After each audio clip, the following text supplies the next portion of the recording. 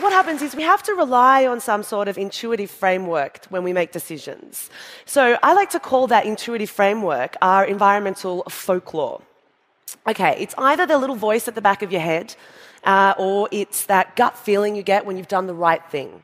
So when you've picked the paper bag, or when you've bought a fuel-efficient car. And environmental folklore is a really important thing because we're trying to do the right thing. But how do we know if we're actually reducing the net environmental impacts that our actions as individuals and as professionals and as a society are actually having on the natural environment? The butterfly effect, defined as the phenomenon whereby a minute localized change in a complex system can have large effects elsewhere. It's been a premise ripe for horror and sci-fi material in Hollywood movies and other fiction, but the butterfly effect doesn't have to be nefarious. In this episode, you'll hear the concept applied to sustainability, in that everything we do and how we source, construct, and consume materials has an effect on something else in these chains of activity. And when we learn how to wield this power for good, we just might save the planet. Welcome to the Diamond Disruptor podcast. The people that haven't heard about lab-grown diamonds or really don't know what they are really stuck in an old mindset. And you know what? This is one of those product categories where monthly the numbers are changing. Laboratory-grown diamond or a created diamond is chemically, physically, optically, atomically the same as the diamond mined from the earth. Hello, and welcome back to the Diamond Disruptor podcast. I'm your host, Clark Watts. Welcome to part 2 of our 3-part series, Sustainable Fashion, What You Need to Know. When we last left you a few months back, the UK, US, and other countries were in cautious states of reopen, if that's what to call it, from the ravages of COVID-19. Even 3 months ago, it seems crazy to think about what we must have been thinking about back then, considering where we are now. 2 vaccines have been authorized and recommended to prevent COVID-19, Pfizer and Moderna's vaccines, and the rollouts have begun, but they've been slow, particularly in the US. As of mid-January 2021, the US is largely no better off in terms of lockdowns. I'm in LA, and here's another Los Angeles update for you. There's nothing going on here. Outside dining has once again been shut down, and forget about indoor dining. So what does it all mean for retail? The same it means for everything else. We're stuck shopping at home for now. And though our lifestyles and habits may feel more regimented than ever, we still have agency to change the world for the better, whether it's through how we are manufacturing if you're a small business owner listening to this, or as a consumer, doing proper research into the companies we're buying online from. Because for all of us, everything we do has an effect on something else for the planet.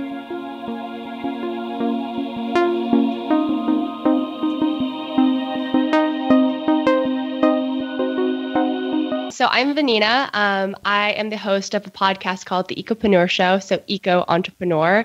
I bring on different entrepreneurs in all different levels of sustainability onto the show and interview them. And we usually talk about how they built the business and a lot about usually sometimes there are specific subjects. So lately, because of the Black Lives Matter movement, we've been talking a lot about climate justice and how to integrate that into people's businesses. So it does vary. For this episode, I wanted to hear from people in the world of sustainability and products, people who, as opposed to brand leaders, take on roles as influencers in different capacities. Vanina Howan is a great resource because she didn't begin her interest in ecopreneurship with her show. She's been practicing a low-waste lifestyle for years, conscious in every aspect of her life of how her actions on Earth are affecting the planet, both as a consumer and as a product designer. And that clip you heard at the top of today's show, that's Layla Ajaroglu, spelled Acaroglu. These clips of her you will hear throughout the show are from a popular TED Talk she gave a few years back.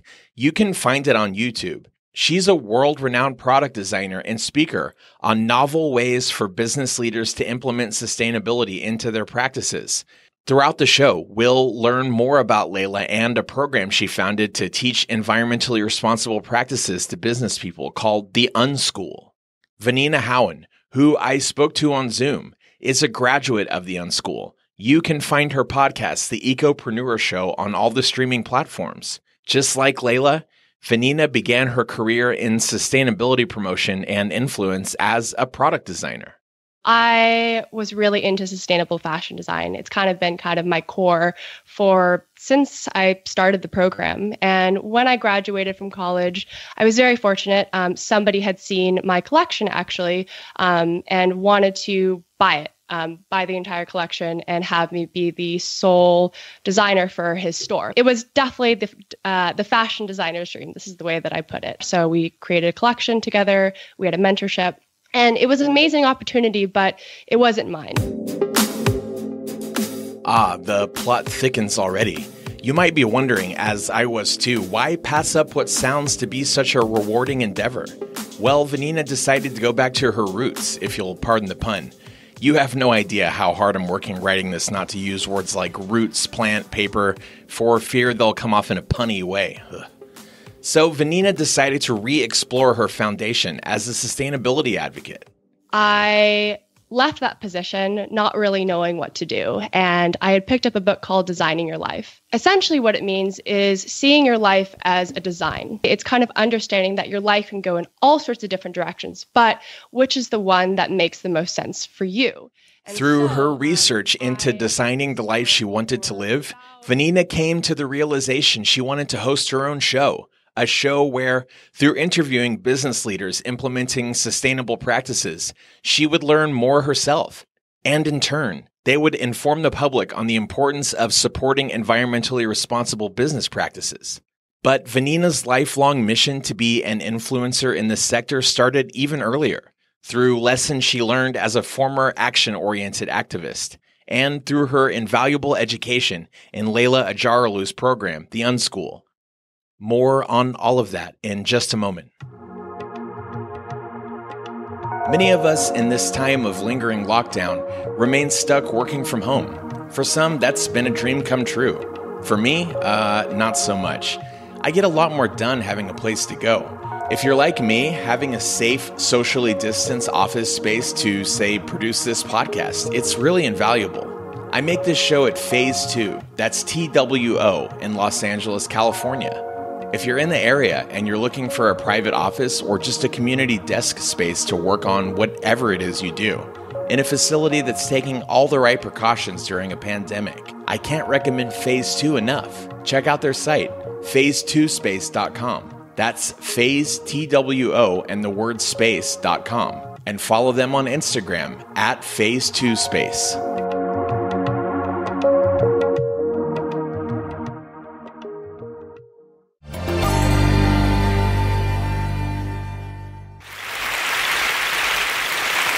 So imagine, you're in the supermarket, you're buying some groceries, and you get given the option for a plastic or a paper shopping bag. Which one do you choose if you want to do the right thing by the environment? Most people do pick the paper.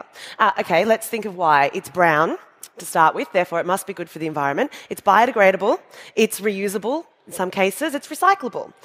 So when people are looking at the plastic bag, it's likely they're thinking of something like this, which we all know is absolutely terrible, and we should be avoiding at all expenses these kinds of environmental damages. But people are often not thinking of something like this, which is the other end of the spectrum. When we produce materials, we need to extract them from the environment, and we need a whole bunch of environmental impacts.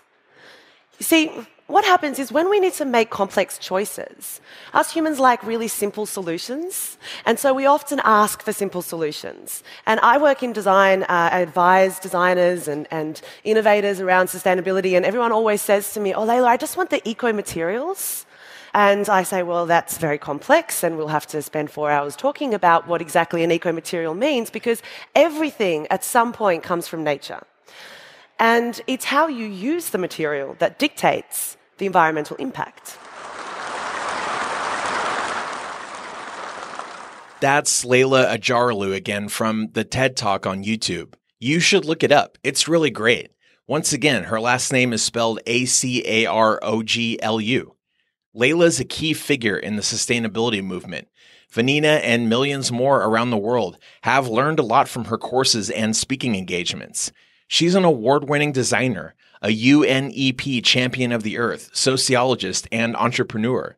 She is the founder of the Unschool, and as her bio states, gives presentations around the world on activating positive social change through creative interventions and systems thinking. It was through Layla's program, the Unschool in San Francisco, that Vanina learned systems for positive impact that maximize social, economic, and environmental sustainability. Do I have this right? The Unschool is a program that teaches business hopefuls how to successfully implement sustainability in their industries. I'm really curious to hear about the program and your experience with it. So the program, which is what I took, is the Unschool Fellowship. It was a 7-day intensive in San Francisco, which I was very lucky that it was in my hometown at the time. And so what it is essentially is not exactly implementing sustainability into your business, but it's more kind of understanding that everything is interconnected. You know, our world, every little thing that we do is connected to one another, even if we don't feel like it. And if we're living in a metropolitan city, everything has its sort of butterfly effect. And it's helping you understand where are you placed in that system. You know, let's say you work at, let's say, a lotion company or something, and you feel like you don't have agency, or you feel like, there's, what can I do? But maybe that company is sells, millions of lotion products every day. And so let's say you work in the fragrance section of it too. It helps you understand, the program helps you understand, there's actually so many things that you could do within that sector. Let's say you decide, what does fragrance mean? Maybe you actually add something that is not as synthetic, something that is made from a local farm that you can help support. You can advocate for that no matter what industry that you're in. So the Unschool kind of helps you understand that you have agency and that you have, in some ways, power to make positive shifts in whatever industry that you want to be in. So it is about sustainability, but because Layla has majored in, has a PhD in sociology, it's also a lot about how we behave as humans and how we interact with one another.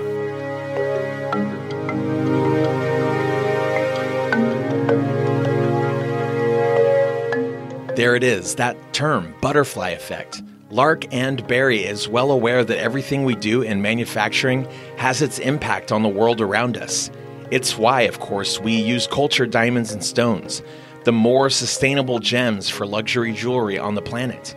The very same stones that are still being mined even today for use in jewelry. But the difference, of course, is that cultured diamonds and stones are made with science. Science which is far more environmentally responsible in its implementation to create our stones than all the processes used to mine for stones. And cultured are the only stones that are 100% guaranteed conflict-free. This butterfly effect. Through all of Layla's teachings I've heard while researching this podcast, and from talking to Vanina, one of her disciples, it's just so integral to keep in mind. It's why Lark and Barry is working now, as you listen to this, on finalizing our new line of jewelry boxes set to release soon, which are made purely from recycled materials.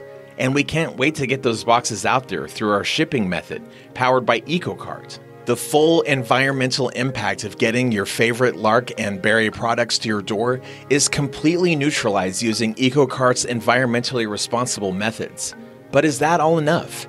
Sure, we feel using only cultured diamonds and stones and eco-friendly shipping is great, but no, we don't think it's enough, which is why we're always researching the best ways to produce and ship our merchandise for the planet.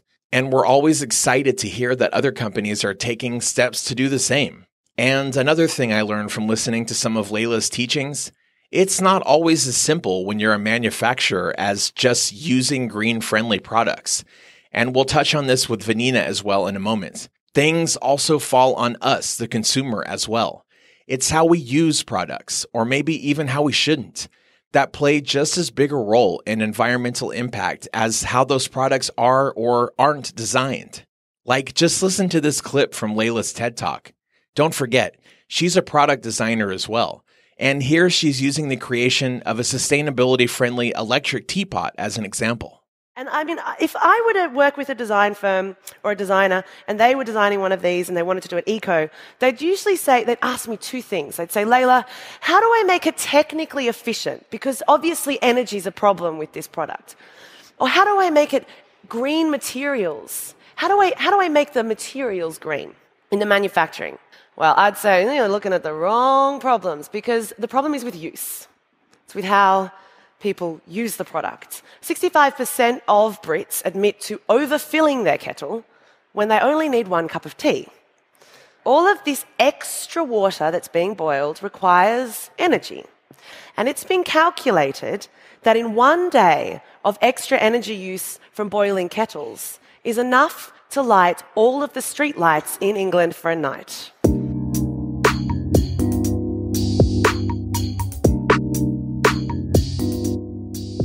Back to Layla's student, Vanina. I think one of the most enlightening aspects of our conversation was just how Vanina got to where she is now, as sustainability advocate on the host of her podcast, The Ecopreneur Show.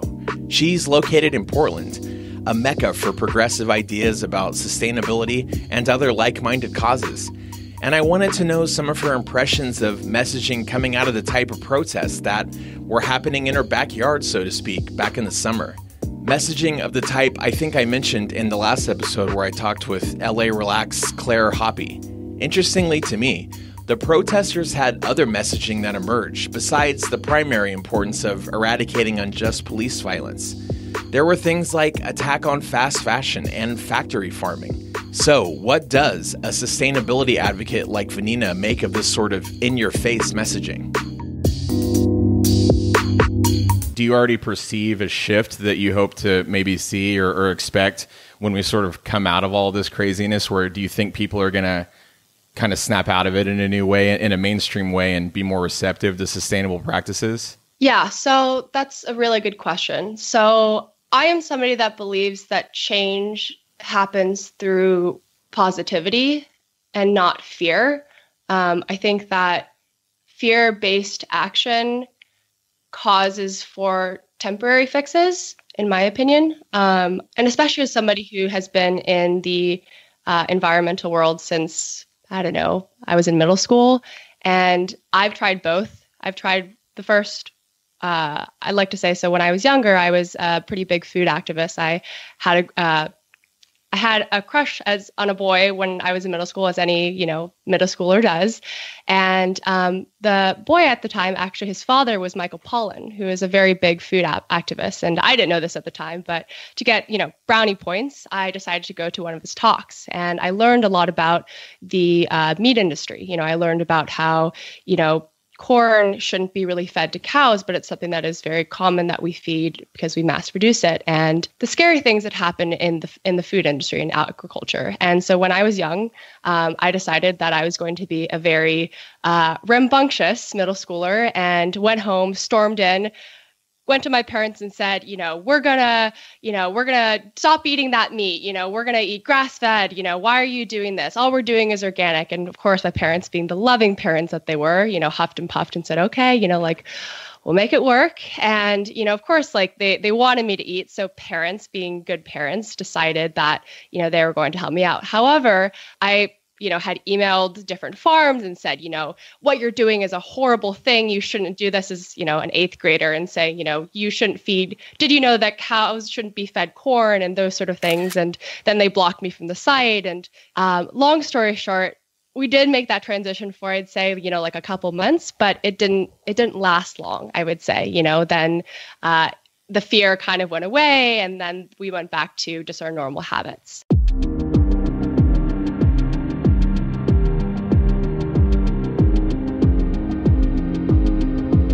I've taught myself that I'm never going to try to change somebody. It's not the way that I work. I'm never going to force someone to say, you need to change, you need to do this. The best thing that you can do is lead by example. So for me, by doing that, I've actually seen so many people and all the people around me make these little shifts. They say, oh, I saw you do this. And I made the choice. I made the choice to not buy something in plastic today. Or when I was shopping somewhere, I actually thought more about, can you recommend me some good stores that you recommend? And I feel like seeing that has made me realize that the best way that we can influence people is through positivity and always leading by example.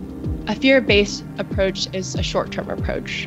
Yeah, and Larkin Berry, our my company, we all great company. Yeah. Oh, thanks. Yeah, all our diamonds and stones are cultured and lab grown, and we have 3 fragrances, and they're all cruelty free. And that was a no-brainer for us because our whole mission statement is to have everything be as environmentally responsible as possible. But just using fragrances as an example, I mean, it seems like it should be as simple, right, as just make your fragrances cruelty-free and organic. What is the hesitation, do you think, for a company to not do that? Is it always just about cost and manufacturing? Or, I mean, it just seems so simple on paper, right?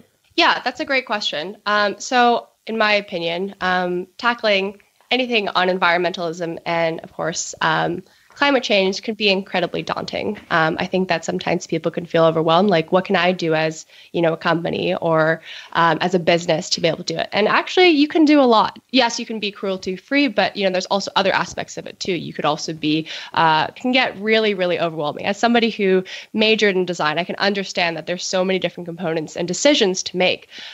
So I always say everything is going to have an effect, positive or negative. Being able to understand for you as the business or as a individual, what are your core values? What is most important? And have it be a tier. Because the thing is, we don't live in a perfect society. I mean, as somebody who was in fashion design, everybody used to always ask me, what is the golden material? What's the right one? And the thing is, I said, it depends on your values. It depends on what's important to you, because every material is going to have pros and cons to it. And that's just what it kind of sums down to. And so understanding you as a company, what is the best decision that aligns with your core values? That becomes your compass. It becomes your North Star and helps you decide what direction you go in. Because there's going to be pros and cons to everything, but it's also important to take action than no action at all.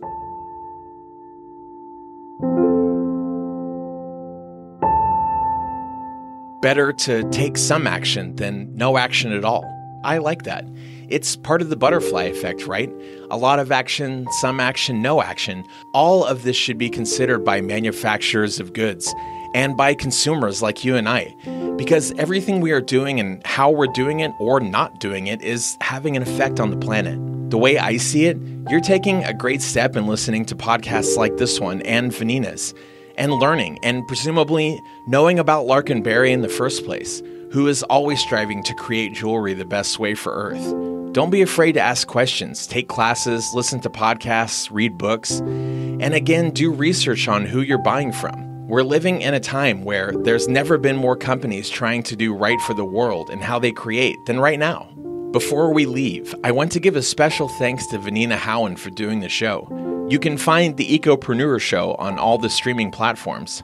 Also, thanks to the TED Talks program and, of course, Layla Ajarlu. You can find out more about the Unschool program at unschools.co. I also want to thank the feedspot.com blog, who placed the Diamond Disruptor podcast recently as number 8 on its top 10 diamonds industry podcasts. You can find the blog at blog.feedspot.com.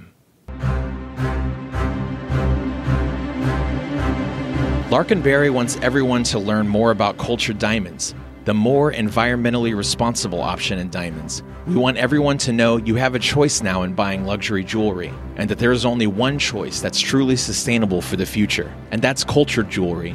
Subscribe to the Diamond Disruptor on your chosen platform for podcasts, and please rate and review us. Go to larkinberry.com to see the brand's jewelry, and follow Larkin Berry on social media @LarkinBerry.